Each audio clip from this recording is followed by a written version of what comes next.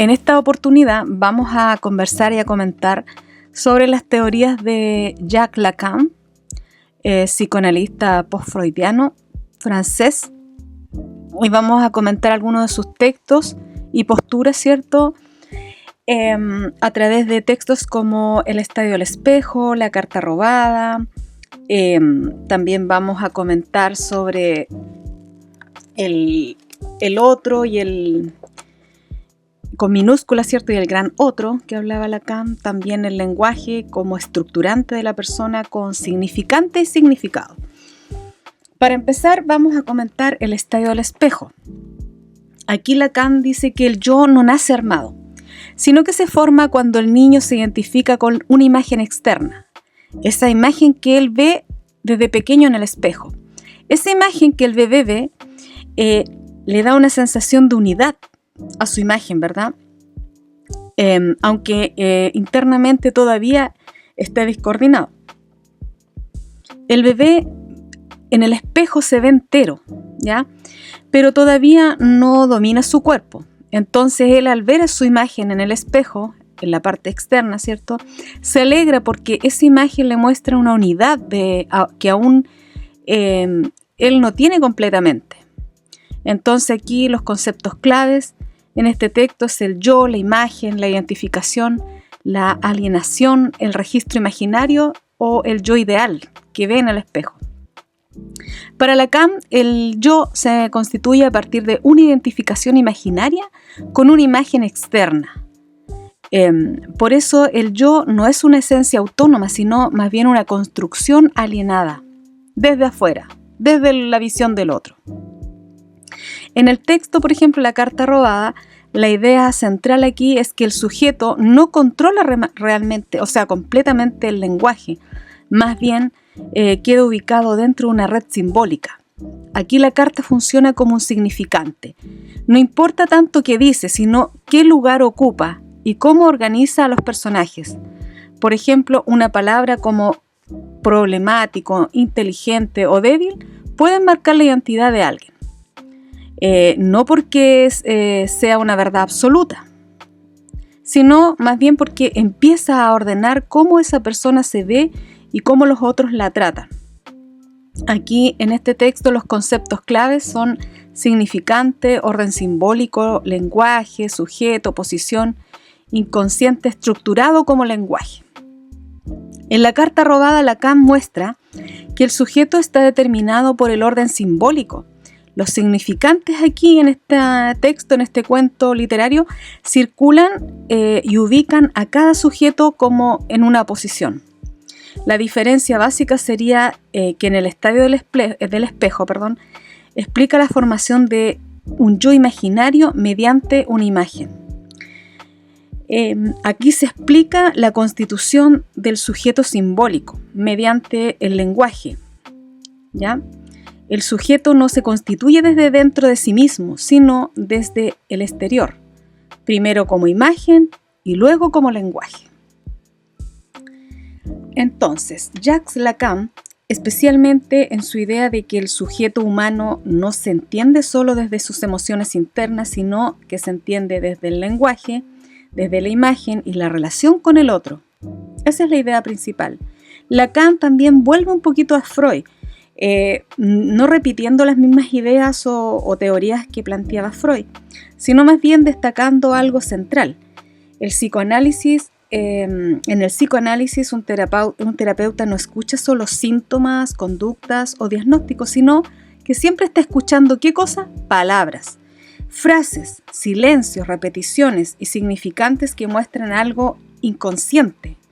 Entonces, la regla fundamental del psicoanálisis sería cierto que el paciente hable sin censura. En realidad nadie puede decirlo todo, obviamente, pero siempre el psicoterapeuta debe seleccionar, ordenar,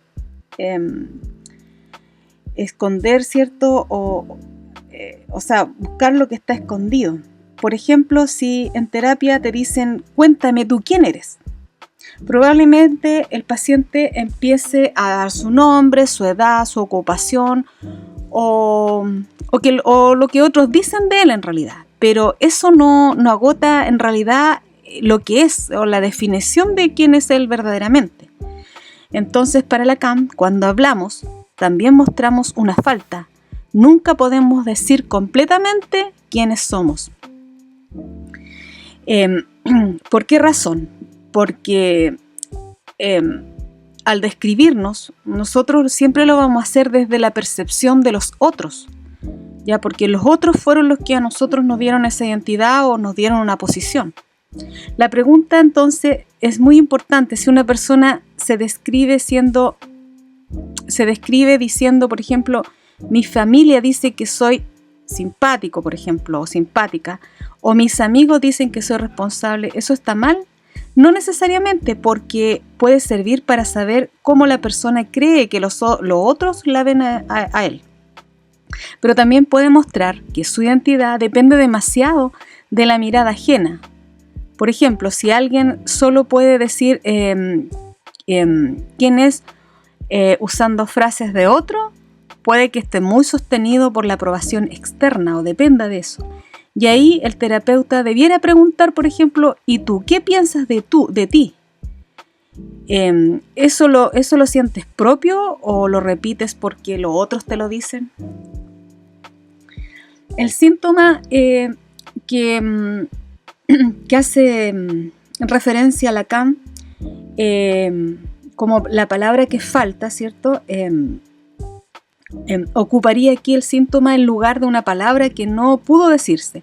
Es decir, el síntoma aparecería cuando algo no pudo ser elaborado, nombrado, simbolizado. Por ejemplo, una persona sufre una agresión y luego no puede salir de la casa.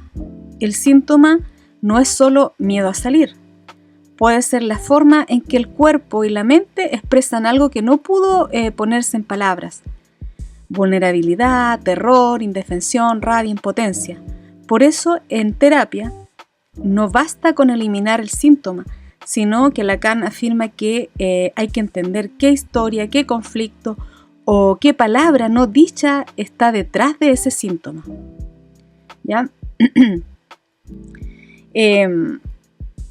Lacan menciona o hace alusión a la falta. La falta dice que es constitutiva. Esto quiere decir que el ser humano nunca está completo del todo. Siempre hay algo que falta, algo que no puede decirse completamente, algo que se escapa. Esto se relaciona con la idea de Freud y el malestar obviamente de la cultura. Para vivir en sociedad debemos nosotros recordar que Freud decía que había que renunciar a ciertos impulsos, que no podemos hacer todo lo que queremos, entrar en la cultura, que es lo que implicaba aceptar límites, normas, prohibiciones. Por ejemplo, un niño debe renunciar a la madre como objeto absoluto del deseo y aceptar la ley, ¿verdad? Ese es en el complejo de Edipo. Aceptar la norma y el límite. Y esa renuncia permite entrar a qué cosa, a un mundo social, un mundo externo, a tener contacto con la realidad y las normas. Entonces, Lacan afirma que el lenguaje es muy importante porque el lenguaje nos estructura. Esta es una idea muy central de Jacques Lacan, es que el inconsciente está estructurado como un lenguaje. Esto significa que el inconsciente no aparece solo como emociones confusas, sino que aparece el inconsciente, ¿cierto?, como palabras, repeticiones, frases, lapsus, silencios, nombres y significantes que marcan al sujeto. Entonces aquí podemos ver que un poco repite o retoma un poquito la idea de Sigmund Freud. Por ejemplo, una persona que toda la vida fue llamada problemática, esa palabra problemática asignada a una persona puede terminar organizando su identidad desde ese significante, porque no es que sea realmente problemática la persona, sino porque esa palabra lo ubicó en ese lugar o en esa posición, ¿ya? Entonces, Jacques Lacan habla mucho del significante y significado, que lo toma un poquito enlazado con la idea de las teorías, ¿cierto?, de Saussure desde la lingüística. Él dice que el significante es la palabra forma sonora escrita, ¿ya? Los fonemas, lo que escuchamos, y el significado es el sentido que tiene esa palabra o que tiene para alguien. Ejemplo, si supongamos, imaginemos en una consulta, un terapeuta le pregunta a una persona la palabra hogar, que es un significante, pero su significado puede cambiar según la persona, ¿ya? Según la posición que tenga la persona de la palabra hogar. Para alguien, por ejemplo, puede significar amor, familia, refugio, y para otra puede significar conflicto, miedo, abandono, vacío, ¿cierto? Por eso en clínica no se debe asumir, si el paciente dice mi casa era un infierno, el terapeuta no puede interpretar esa frase de inmediato, inmediatamente darle un diagnóstico, interpretarla a la primera, sino que debería preguntar ¿qué significa infierno para ti? ¿Cómo era ese lugar? ¿Qué pasaba ahí? Y así va encontrándole un significado desde la posición que le da el paciente.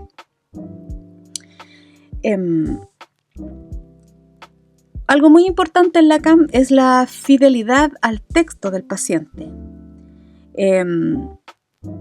Lacan hablaba de que el terapeuta debe ser fiel a las palabras del paciente. No debe traducirlas rápidamente a sus propias ideas ni imponer significados. Por ejemplo, a la consulta perfectamente pudiese llegar una paciente bulímica que dice, entre medio de la conversa, ¿cierto? Y de la transferencia, puede hablar de que mi padre se traga mi vida. Ya esa frase importante habría que interpretarla, analizarla, ya que sería clave porque aparece el significante tragar. Y en un paciente con bulimia, ese significante puede tener mucho peso clínico, ¿ya? Pero el terapeuta no debe asumir entonces automáticamente algo. Debe explorar qué significa ese significante, digamos, en el paciente, en la posición del paciente. Por ejemplo, para que, significa, en este caso podría ser que para la paciente con bulimia signifique que el padre se trague su vida. Y ahí estaría como el conflicto tal vez. Otro gran concepto que manifiesta Freud en sus teorías es el otro y el gran otro. El otro, con minúscula, es que Lacan se refiere al semejante, es decir, otra persona concreta, como el que está al lado, como la madre concreta, el padre, un amigo, un compañero. Y también habla del gran otro, que es más complejo. Para Lacan, el gran otro, esa pequeña frase representa el lugar del lenguaje. Es decir, representa la ley, la cultura, las expectativas familiares y sociales que existían antes de que uno naciera. Como por ejemplo hacer alusión de que antes de nacer un niño ya puede estar cargado de expectativas. Será el orgullo de la familia, será el reemplazo del hermano que murió, será quien salve a la familia. Ese niño no parte desde cero en su vida, sino que desde un lugar simbólico que otros ya preparan para él. Entonces también aquí Jacques Lacan retoma, como dije, un poco a Freud. No rechaza completamente a Freud, sino que más bien lo relee, ¿ya? Freud ya había mostrado la importancia de la palabra mediante lo que ella llamaba en su terapia la asociación libre, ¿ya? Hablaba de los lapsus, de los sueños y los actos fallidos como un poco de la represión guardada en el inconsciente, ¿cierto? Pero Lacan dice que después del freudismo, muchos autores se alejaron demasiado del lenguaje, enfocándose netamente o más bien en el yo, en el ambiente, ¿cierto? En la conducta o la adaptación, el self, qué sé yo. Entonces Lacan, ¿qué es lo que propone? Propone volver a Freud, pero poniendo al centro esta idea, el sujeto se revela ¿dónde? En su discurso, ¿ya? Lacan también hace una crítica a la psicología del yo, ¿ya? Critica un poco la psicología del yo porque, según él, se enfoca demasiado en adaptar al sujeto, fortalecer el yo, eliminar síntomas. Para Lacan, eso puede ser superficial. Si no se trabaja el conflicto inconsciente. Por ejemplo, si una persona tiene crisis de ansiedad, no basta solo con enseñarle técnicas para calmarse, a respirar y qué sé yo. Eso lo puede ayudar, claro, sin duda, pero desde Lacan habría que preguntar ¿qué dice esa ansiedad? ¿Qué conflicto aparece ahí? ¿Qué palabra falta? ¿Qué significante se repite en esta terapia? ¿Qué palabra? ¿Qué es lo que? ¿Por qué razón? Porque lo simbólico para él es muy importante. Para Lacan, entonces, el sujeto no se entiende solo por lo que siente o por cómo se comporta, sino por cómo está atravesado por el lenguaje, por la mirada del otro y por los significantes que lo marcaron, ¿ya? Entonces, Lacan plantea que el inconsciente está estructurado como un lenguaje, ¿ya? Como un lenguaje, y por eso en clínica el analista debe escuchar con fidelidad el discurso del paciente, atendiendo a los significantes que organizan su subjetividad. Es decir, debe estar atento a muchos significantes que pueden tener distintos significados de acuerdo a la posición que tenga el paciente dentro de la organización subjetiva. Si nos ponemos a pensar, Lacan habla del sujeto que se constituye por el lenguaje. El sujeto se constituye por el lenguaje, por la mirada del otro y por los significantes que recibe.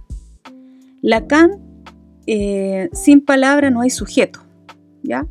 Esto significa que no nacemos con una identidad completamente hecha, sino que vamos siendo nombrados, vamos siendo hablados, vamos siendo ubicados por otros. Si a un niño le dicen repetidamente torpe, con esa palabra, escuchen la palabra significante, torpe, problemático, inteligente, el mayor, la única mujer, el flojo, ya lo estamos etiquetando con significantes.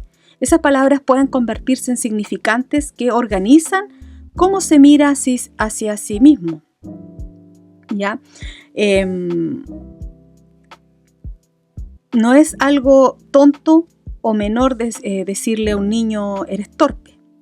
Para Lacan esa palabra puede marcarlo a él. El niño puede empezar a vivir desde ese lugar, desde esa posición que le asignó ese significante, esa palabra desde afuera, ¿ya?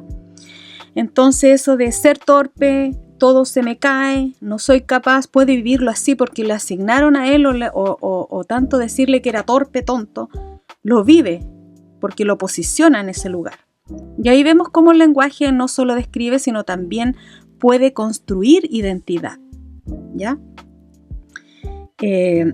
Un significante es una palabra o una marca que ocupa un lugar importante en la historia del sujeto. No es cualquier palabra, sino una palabra que se repite, pesa y organiza la forma en que alguien se entiende. Por ejemplo, fracaso. Si un paciente repite, soy un fracaso, soy un fracasado, fracaso en todo, mis relaciones fracasan, el terapeuta no puede pasar rápido por encima de lo que expresó, ¿ya? ¿Por qué razón? Porque la persona se vive desde el lugar del fracaso en ese caso, ¿cierto? Otro ejemplo sería, por ejemplo, hija única. Esa frase no significa lo mismo para todos. Para alguien puede significar soy protegida, para otra persona todos esperan mucho de mí, para otro puede ser un peso, ¿cierto? De una posición de que estoy sola. Por eso el terapeuta pregunta, ¿qué significa para ti ser hija única? Ya, nunca hay que quedarse con la primera lectura o lo que se escucha e interpretarlo inmediatamente. ¿Por qué razón? Porque Lacan tiene un pensamiento muy fijo en su teoría de que el discurso posiciona al sujeto. Lacan diría que no solo importa lo que la persona cuenta, sino desde dónde lo cuenta, desde qué posición. Una persona puede hablar siempre desde el lugar de víctima, desde el lugar de culpable, desde el lugar de salvadora, desde el lugar de líder, desde el lugar de delincuente, de malo, un lugar del fracaso o desde el lugar de la autosuficiencia. Por ejemplo, alguien puede decir, a mí siempre me abandonan. Y esa frase no solo informa una experiencia, sino también muestra una posición subjetiva frente al vínculo. En el trabajo clínico, Lacan dice que siempre hay que escuchar cómo esas frases se repiten, de dónde vienen y qué lugar le dan al sujeto. Eso es lo que hay que interpretar. Entonces, a partir de este lenguaje o discurso que posiciona al sujeto, Lacan habla de la alienación al lenguaje. ¿Qué significa eso? Que la teoría de Lacan es que dice que estamos alienados al lenguaje, porque no podemos construirnos fuera de él. Creemos que somos completamente independientes, pero en realidad nuestra identidad se arma con palabras, con expectativas, ya sea ya desde el principio con un nombre, con mandatos, discursos que vienen de otros.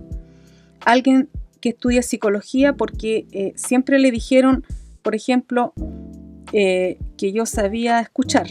Entonces la pregunta lacaniana sería, ¿ese deseo es tuyo o viene del deseo de otra persona?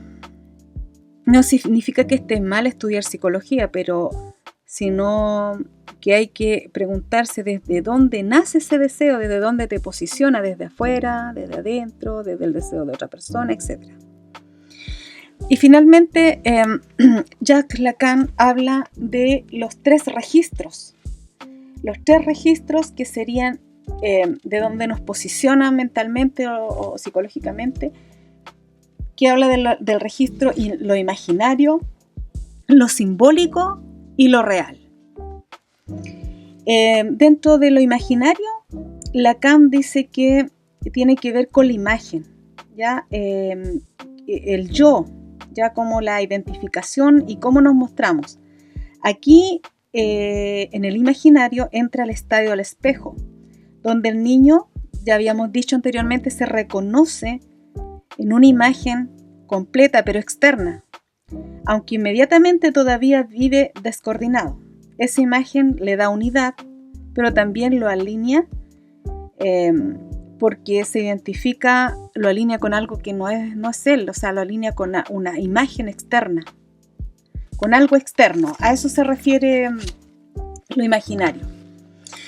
Y lo simbólico tiene que ver con el lenguaje, con las normas, los significantes, el lugar que ocupamos en la cultura, por ejemplo, ser hija mayor, ya te da una posición dentro de la familia, de la sociedad, de la cultura. El único hombre, la más responsable, el niño problema de la familia, son lugares simbólicos acompañados con lenguaje, ¿verdad? Y por último, el último registro es lo real. Lo real es muy complicado, dice Lacan, porque es lo que no puede ser completamente dicho ni representado. O sea, es aquello que desborda el lenguaje. Es decir, por ejemplo, claramente un trauma, una muerte, una experiencia extrema frente a la cual uno dice, oh, no tengo palabras para decir esto. Y eso sería la irrupción o el choque de lo real. Finalmente, los conceptos muy importantes que también plantea en su teoría Jacques Lacan es el otro y el gran otro. El otro, como pequeñito, ¿cierto? O con minúscula, se refiere al semejante. Ya lo habíamos dicho anteriormente, como el que está al lado, los que nos rodean. La madre, el padre, el terapeuta, una compañera, una pareja. Es la persona concreta con la que me relaciono. Y el gran otro, con mayúscula, no es una persona, sino que es el lugar que te da el lenguaje, ¿ya? Es la ley, la cultura, los mandatos, las normas, las expectativas que existían antes de mí en el mundo estructurado, ¿cierto? La cultura. Por ejemplo, antes de que un niño nazca, ya puede haber un discurso sobre él. Él será el orgullo de la familia. Él ojalá que sea hombre. Él viene a salvarnos, tiene que salvarnos. Será como su padre. El gran otro ya lo espera con un lugar que le va a asignar. El gran otro es el lenguaje. Y el otro, así simple, es las personas que te rodean, que están al lado tuyo, concretas, con las que me relaciono. Lacan entonces dice que el sujeto no se constituye solo desde su interior, sino que se constituye y se identifica, ¿cierto? Se forma el yo desde el lenguaje, desde el otro, en el estadio del espejo, ¿cierto? Y los significantes que reciben o lo ubican en una posición subjetiva.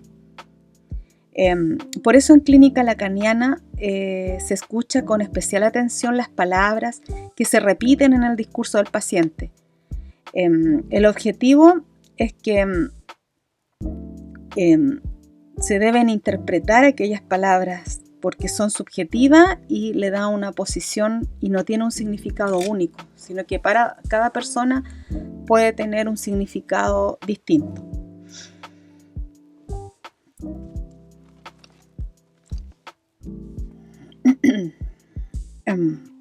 Entonces, el sujeto está constituido por el lenguaje, no nacemos completamente hechos, nuestra identidad se forma mediante palabras, significantes, discursos, expectativas y relaciones con los otros.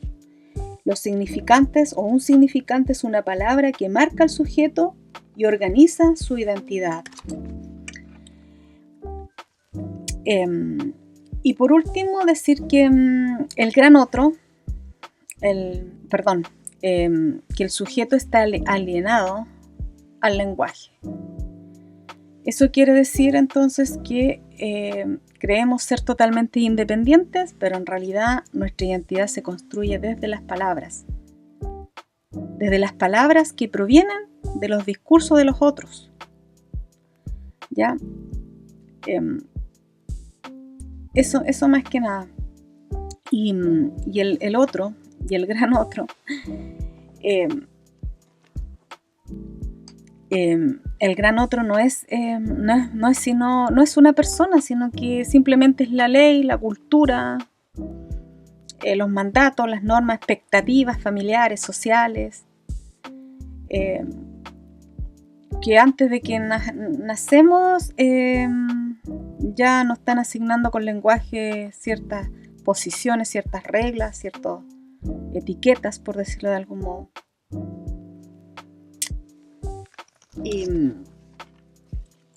Y para terminar entonces podríamos decir que Lacan invita, ¿cierto?, a los terapeutas a escuchar clínicamente, ¿ya? No se deben asumir significados, se debe preguntar qué significa para ti esas palabras, ese significante. No se debe asumir directamente a la primera los significantes, sino que indagar, observar, escuchar,